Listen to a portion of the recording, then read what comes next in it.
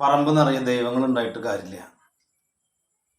ഇനി മുറിയിൽ വെച്ച് നിറയെ ഫോട്ടോകൾ വെച്ചിട്ട് പൂജിച്ചിട്ടും കാര്യമില്ല. വിളക്ക് കത്തിച്ച് മണിയടിച്ച് ചന്ദനത്തിരി കത്തിച്ചിട്ടും കാര്യമില്ല.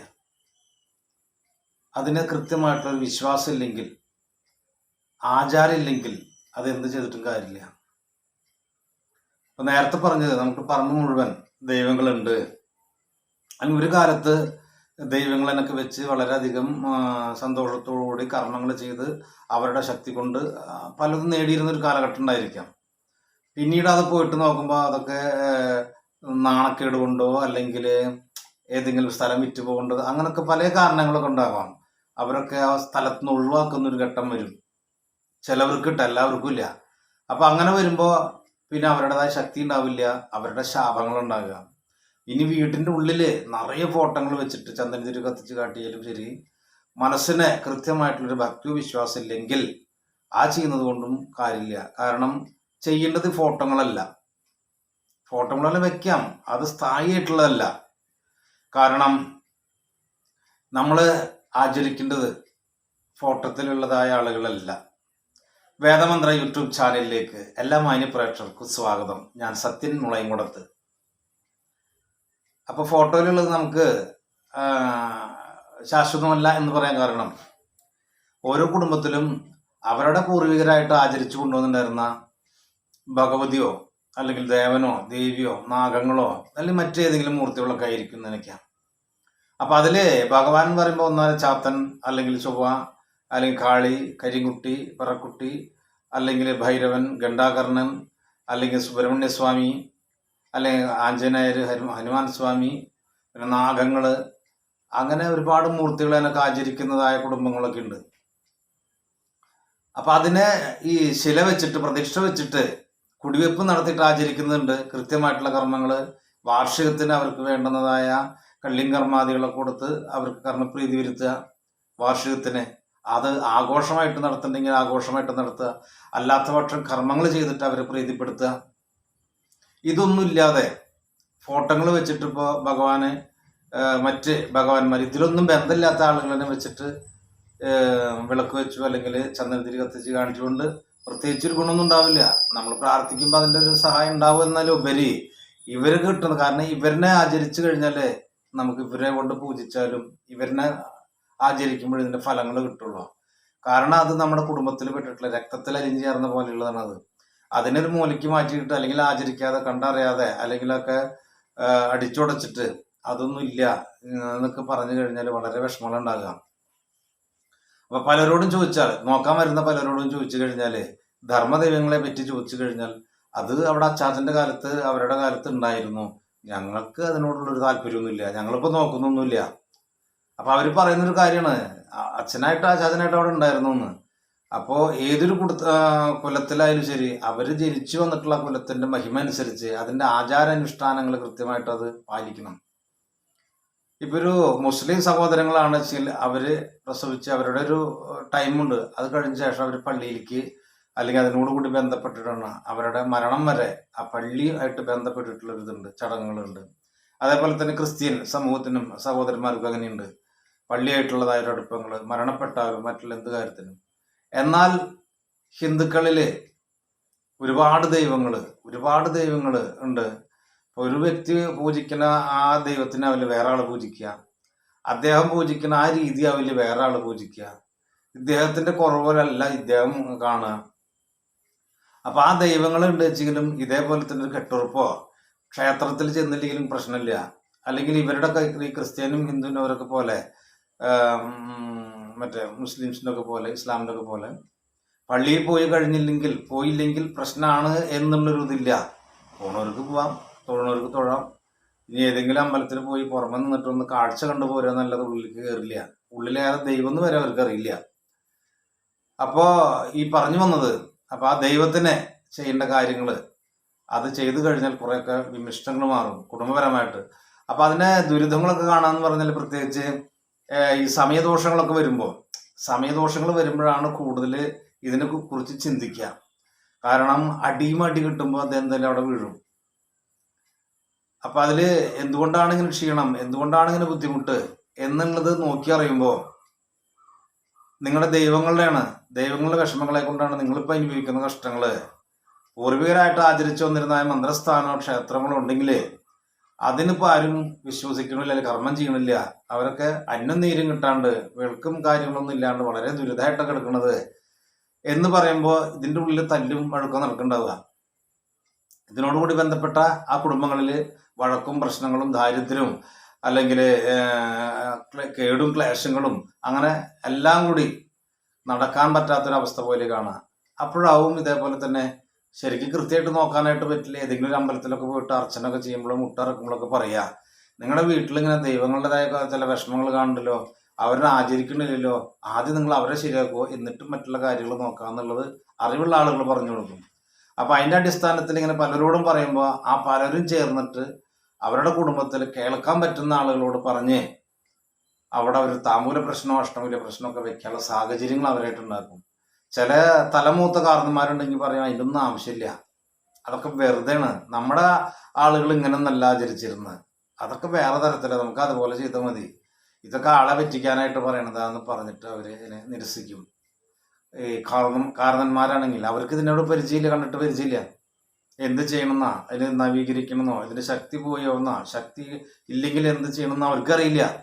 അവർക്ക് അത് എന്ത് പറഞ്ഞാലും അതിനെ തടസ്സം ഉണ്ടാക്കുക, പൈസ ചെലവാക്കാതിരിക്കാനുള്ള കാര്യങ്ങൾ എന്താണ് അത്രേ അവരെ സംബന്ധിച്ചുള്ളൂ. അപ്പൊ ഈ തലമുറകള് വയസ്സായിട്ടുള്ള ആളുകളൊക്കെ മാറി കഴിഞ്ഞാൽ അവരൊക്കെ മരണപ്പെട്ടു പോയല്ലോ. ചെറുപ്പക്കാരായിട്ടാണ് പിന്നെ അതൊക്കെ ഉയർന്നു വരാനുള്ള സാഹചര്യങ്ങൾ ഉണ്ടാക്കുക. കാരണം ചെറുപ്പക്കാർക്ക് അത് നന്നാക്കണം എന്നുള്ള ആഗ്രഹം ഉണ്ടെങ്കിലും ഒരാൾ അതിൽ ഇടങ്ങൂരിട്ടാൽ മതി, ആ മൊത്തം ആകെ പ്രശ്നമാവും, ഇനി അതൊന്നും വേണ്ട എന്ന് പറയും. അപ്പൊ ഈ ധർമ്മദൈവങ്ങളെ പൂജിക്കാതെ മറ്റെന്ത് കാര്യത്തിന് നമ്മൾ ഇറങ്ങിയിട്ട് ഒരു കാര്യമില്ല. എന്ത് കാര്യത്തിനൊരു ദൈവാധീനം വേണ്ടേ? അതുണ്ടാവണം വെച്ചാൽ ആദ്യം നമ്മുടെ കുടുംബത്തിനെ തുടങ്ങണം. അച്ഛൻ, അമ്മ, അതേപോലെ തന്നെ നമ്മൾ ആചരിക്കുന്ന ദൈവങ്ങൾ, ഇവരെ കൃത്യമായിട്ട് പരിപാലിക്കുക. അതിന് അതേപോലെ തന്നെ നാഗങ്ങളൊക്കെ ഉണ്ട് വെച്ചാൽ വളരെയധികം ശുദ്ധി വൃത്തിയുള്ളത് നാഗങ്ങൾ. അവരുടെ ക്ഷേത്ര പരിസരമൊക്കെ വൃത്തിയാക്കിയിട്ട് അവർക്ക് എന്നും കർമ്മങ്ങൾ ചെയ്തോളണമെന്നില്ല, അവർക്ക് നിത്യ വിളക്ക് വയ്ക്കുക. അങ്ങനെ ചെയ്താലും മതി. വർഷത്തിലൊരിക്കോ അല്ലെങ്കിൽ വിശേഷ ദിവസങ്ങളിലോ മറ്റൊരാളെ കൊണ്ടുവന്ന് കർമ്മം ചെയ്യണമെന്ന് തെറ്റില്ല. അപ്പൊ ഇങ്ങനെ ആചരിക്കാതെ അത് വീട്ടിലുണ്ട്, അത് എന്താണെന്ന് അറിയില്ല, അങ്ങനെയും പറയും, എന്താണെന്ന് അറിയില്ല, എന്തൊക്കെയോ ഉണ്ട് അവിടെ, അത് ആരാണ് എന്താണെന്ന് ഞങ്ങൾക്ക് അറിയില്ല, ഞങ്ങൾ അവിടേക്ക് പങ്കെടുക്കാറൊന്നുമില്ല, അവരായിട്ട് വഴക്കാം. ഈ ഇരിക്കുന്നത് അവരുടെ വീട്ടിൽ, ഞങ്ങൾ വല്യച്ഛൻ്റെ വീട്ടിലാണ് അല്ലെങ്കിൽ കുഞ്ഞിച്ചൻ്റെ വീട്ടിലാണ് ഇരിക്കുന്നത്, അവര് ഞങ്ങളായിട്ട് ഭയങ്കര പ്രശ്നത്തില്ല. അപ്പൊ അതിന്റെ പേരിൽ അങ്ങോട്ട് പോവാറില്ല. അല്ലെങ്കിൽ ഒരു തറവാട്ടിലെ മുഹൂർത്തത്തിൽ തന്നെ 3-4 കുടുംബത്തിലാവും ഇതേപോലെ തന്നെ ഇരിക്കുക. അപ്പൊ ഇവൻ കർമ്മം ചെയ്യണത് മറ്റൊരാൾക്ക് പറ്റില്ല, ആള് നന്നാക്കണത് ഇവർക്ക് പറ്റില്ല. അപ്പൊ പരസ്പരം ആ വ്യക്തിനെ അല്ലെങ്കിൽ ഈ മൂർത്തിനെ അവരുടെ ശക്തി ഇല്ലാതാക്കാനായിട്ട് അവർ കർമ്മങ്ങൾ ചെയ്യുമ്പോൾ അത് എല്ലാവർക്കും ഉള്ളതാണ് ബാധിക്കുന്നത്, ഒരു സ്ഥലത്തിരിക്കുന്ന ദൈവത്തിന്. കാരണം അത് മൊത്തം എല്ലാം ഒന്ന് തന്നെയാണ്. അപ്പൊ അങ്ങനെ പലതരത്തിലുള്ള പ്രശ്നങ്ങൾ വരുമ്പോൾ ഈ ദേവിദേവന്മാരുടെ ചൈതന്യങ്ങൾ നശിക്കുന്നു, ഐശ്വര്യങ്ങൾ നശിക്കുന്നു. അതിനോടനുബന്ധിച്ച് ആ കുടുംബത്തിലെ മക്കൾക്കും കുട്ടി ആളുകൾക്കൊക്കെ വയസ്സായവർക്കും വളരെയധികം വിഷമങ്ങൾ ഉണ്ടാക്കണം. ഇനിയിപ്പോ ഒരു കർമ്മം വിചാരിക്കാം, ആ കർമ്മിക്കാണ് ഈ ദേവതേനെ ബന്ധിച്ച് വെച്ചെങ്കിൽ അദ്ദേഹത്തിന് കർമ്മം ചെയ്യാൻ പറ്റില്ല. എന്ത് കർമ്മം ചെയ്താലും അതിനെ വിജയം കാണില്ല, അവർക്ക് തന്നെ പ്രശ്നം ഉണ്ടാവുള്ളൂ. അപ്പൊ ഇങ്ങനൊക്കെ വരുമ്പോ ആണ് ധർമ്മദൈവങ്ങളെ കുറിച്ച് ചിന്തിക്കലും അതിന്റെ ഫലമായിട്ട് ഇങ്ങനെ ഇന്നമാതിരി ആളുകളുണ്ട്, അതിന് ഇന്നമാതിരി കർമ്മം ചെയ്യണം. ഫസ്റ്റ് ഇങ്ങനെ പ്രേതദോഷങ്ങളുണ്ട്, സർപ്പദോഷങ്ങളുണ്ട്, ശത്രു ആഭിചാരബാധ ദോഷങ്ങളുണ്ട്, അതേപോലെ തന്നെയാണ് ദുരിതങ്ങളുണ്ട്. ഇതിനൊക്കെ മാറ്റി നിങ്ങളുടെ പൂർവികരായിട്ട് ആചരിച്ചു വരുന്നതായ മന്ത്രമൂർത്തികളെ കൃത്യമായിട്ടൊരു കുടിവെപ്പ് നടത്തുക, ആചരിക്കുക. നിങ്ങളുടെ കഷ്ടങ്ങളൊക്കെ മാറി ഭാവിയിലേക്ക് നന്നായി വരാനുള്ള യോഗമുണ്ട് എന്നുള്ളത് ഏതെങ്കിലും ജ്യോത്സ്യം പറയുമ്പോഴാവും ചിലപ്പോൾ അവർ അംഗീകരിക്കുക, ചിലപ്പോൾ അത് അംഗീകരിക്കില്ല. അതൊന്നും ഇല്ലടാ എന്ന് വെറുതെ എന്ന് പറയും. ഇതൊക്കെ അവർക്ക് വെറുതെ വട്ടായിട്ട് അവരെന്ത് പറയണം, അങ്ങനെയൊന്നും ഇല്ല, ഈ അന്ധവിശ്വാസമാണ് എന്ന് പറഞ്ഞിട്ട് കൈയൊഴിയണവരുണ്ടായിരിക്കും. പക്ഷെ അയാളും തീരെ ഗതി മുട്ടിക്കഴിഞ്ഞ് ഈശ്വര എന്ന് പ്രാർത്ഥിക്കാണ്ടിരിക്കണമൊന്നുമില്ല. അല്ലെങ്കിൽ വരിയിൽ നിൽക്കുമ്പോൾ തൊഴാൻ നിൽക്കുമ്പോൾ ഏറ്റവും മുന്നേ അദ്ദേഹം ഉണ്ടാവുക. അപ്പൊ ഇങ്ങനൊക്കെ കാര്യങ്ങളുണ്ട്. അപ്പൊ പറമ്പ് മുഴുവൻ ദൈവങ്ങൾ ഉണ്ടായിട്ട് കാര്യമില്ല, അതിനെ ആചരിക്കാനോ അവരുടെ ദുരിതങ്ങൾ തീർക്കാനോ ഒരു നേരം വിളക്ക് വയ്ക്കാനോ ആ കുടുംബത്തോ അല്ലെങ്കിൽ അതിന് ബന്ധപ്പെട്ടുള്ളവരെല്ലാം അവർ തയ്യാറാവണം. അങ്ങനെ തയ്യാറാകുമ്പോഴാണ് അവരുടേതായ ദുരിതങ്ങളൊക്കെ മാറി അവർക്കും പ്രകാശം. ഒരു വിളക്ക് കത്തിക്കുമ്പോൾ ആ വിളക്ക് കത്തിക്കാനായിട്ട് പണിയുണ്ട്. ഇപ്പൊ നിലവിളക്കാണെന്ന് വെച്ചെങ്കിൽ ആ വിളക്ക് തുടയ്ക്കണം, അല്ലെങ്കിൽ കഴുകണം. അതിൽ കരി പിടിച്ചാണെന്ന് വെച്ചെങ്കിൽ അങ്ങനെ വയ്ക്കാൻ പറ്റില്ല. അപ്പൊ ആ കഴുകി തുടച്ച് എണ്ണ ഒഴിച്ച് തിരിയിട്ട് കത്തിക്ക്, കുറച്ച് നേരത്തെ പണിയുണ്ട്. അപ്പൊ അതേപോലെ തന്നെയാണ്, അങ്ങനെ ചെയ്യുമ്പോഴാണ് ആ വിളക്ക് 5 തിരിയിട്ടാലും 2 തിരിയിട്ടാലും കത്തിജ്വലിക്കുമ്പോഴാണ് അതിന് ഭംഗി. അപ്പൊ ഇതേപോലെ തന്നെ ഒരു പവർ ഉണ്ടാവാനാണ് നമ്മൾ ചെയ്താലാണ് നമ്മുടെ ദൈവങ്ങൾക്കും പവർ ഉണ്ടാവുള്ളൂ. അപ്പൊ അതിനെ ഗവനിക്കാതെ, വിളക്ക് വെക്കാതെ, ആചരിക്കാതെ, നിവേദ്യാദികൾ വെക്കാതെ വെറുതെ കറക്കം മാത്രമായി കഴിഞ്ഞാല് വിചാരിച്ച ഫലങ്ങളൊന്നും ഉണ്ടാവില്ല. രോഗം ദുരിതം അത് വിട്ടുമാറില്ല. സാമ്പത്തിക അഭിവൃദ്ധി ഇല്ലാതെ കഷ്ടങ്ങളായിട്ട് കല്യാണം കഴിഞ്ഞവരുടെ വീട്ടിൽ കൊണ്ടുവന്നാക്കി അതേപോലെ തന്നെ കല്യാണം കൊടുത്തിട്ടുള്ളവരിനൊക്കെ, കല്യാണം കഴിച്ചു കൊടുത്തിട്ടുള്ള മക്കളെ വീട്ടിൽ കൊണ്ടുവന്നാക്കും. കല്യാണം കഴിച്ചു കൊണ്ടുവന്നിട്ടുള്ളവരിനെയോ അവരെന്തെങ്കിലും വഴക്കായിട്ട് അവരെയും പറഞ്ഞയക്കും. വീട്ടിൽ ആർക്കും നിൽക്കാൻ പറ്റാത്തൊരു സ്ഥിതി വിശേഷമാവും. അപ്പൊ ഇങ്ങനെയൊക്കെ വരുമ്പോഴാണ് ഞാൻ നേരത്തെ പറഞ്ഞിരുന്ന കാര്യങ്ങള്. അപ്പോഴേക്കും നമ്മുടെ കാലിന്റെ അടിയിൽ മണ്ണൊക്കെ പോയിണ്ടാവും. അപ്പൊ ഈശ്വരാധീനില്ല, ദൈവാധീനില്ല, അഷ്ടമശനിയാണ്, ഏഴരശനിയാണ്, അല്ലെങ്കിൽ കണ്ടകശനിയാണ്, അല്ലെങ്കിൽ കേതുദശയാണ്, രാഹുദശയാണ്. ഇതിന്റെയൊക്കെ ഫലമായിട്ട് വളരെ ദുരിതങ്ങൾ അനുഭവിക്കുന്നു എന്ന് പറയും. ഈ ഇത്തരം സന്ദർഭങ്ങളിലൊക്കെ ഇവർക്ക് എങ്ങനെ കർമ്മം ചെയ്താലും ചിലവർക്ക് അത് ഏൽക്കില്ല. കാരണം അവരുടെ സമയത്തിന്റെ പ്രത്യേകതയാണ്. എത്ര കർമ്മം ചെയ്തിട്ടും മാറ്റിയാലും അവർക്ക് ഒരു കാര്യങ്ങൾ നടക്കാൻ എത്രയും പെട്ടെന്ന് നടക്കും അല്ലെങ്കിൽ നടക്കണം എന്നുള്ള ഇതോട് കൂടിയിട്ടാണ് പലവരും കർമ്മങ്ങൾ ചെയ്യുക. ചിലവർക്കൊക്കെ കർമ്മം ചെയ്യാന്ന് പറയുമ്പോഴേക്കും അതിന്റെ ഭേദങ്ങളും വ്യത്യാസങ്ങളും ഉണ്ടാകും. ചിലർക്ക് കർമ്മം ചെയ്താലും കൃത്യമായിട്ടുള്ള ഗുണം ഉണ്ടാവില്ല. അത് കർമ്മിയുടെ തെറ്റല്ല, പക്ഷെ അദ്ദേഹം ജനിച്ചിട്ടുള്ള സമയത്തിന്റെ പ്രത്യേകത അനുസരിച്ചാണ്.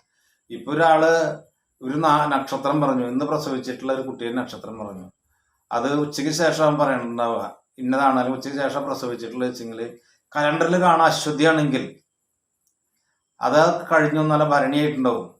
അപ്പൊ ഈ അശ്വതിയുടെ കണക്കിലാവും ചിലപ്പോ ജ്യോത്സ്യന്റെ അടുത്ത് പോകുമ്പോ അവര് പറയാ അന്ന് കലണ്ടറില് അശ്വതിയോ പറയണ്ടാവുക. ചിലപ്പോ അത് നോക്കി വരുമ്പോ അശ്വതി കഴിഞ്ഞ് ഭരണിയിലേക്ക് കിടന്നിട്ടുണ്ടാവും.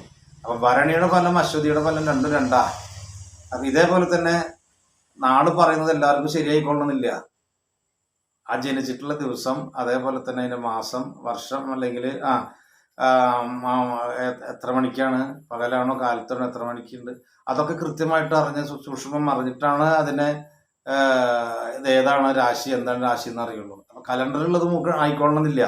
അപ്പൊ ഞാൻ പറഞ്ഞു വന്നത്, ഒരു വ്യക്തിക്ക് കർമ്മം ചെയ്തിട്ട് പരിഹാരങ്ങളൊക്കെ ചെയ്ത് അദ്ദേഹത്തിന്റെ ദോഷങ്ങളൊക്കെ തീർത്തു കഴിഞ്ഞാലും അദ്ദേഹത്തിന് കൃത്യമായിട്ട് വിചാരിച്ച മാതിരി സഡൻ ലൈറ്റ് ഇട്ട മാതിരി എല്ലാം ശരിയായിക്കൊള്ളുന്നില്ല.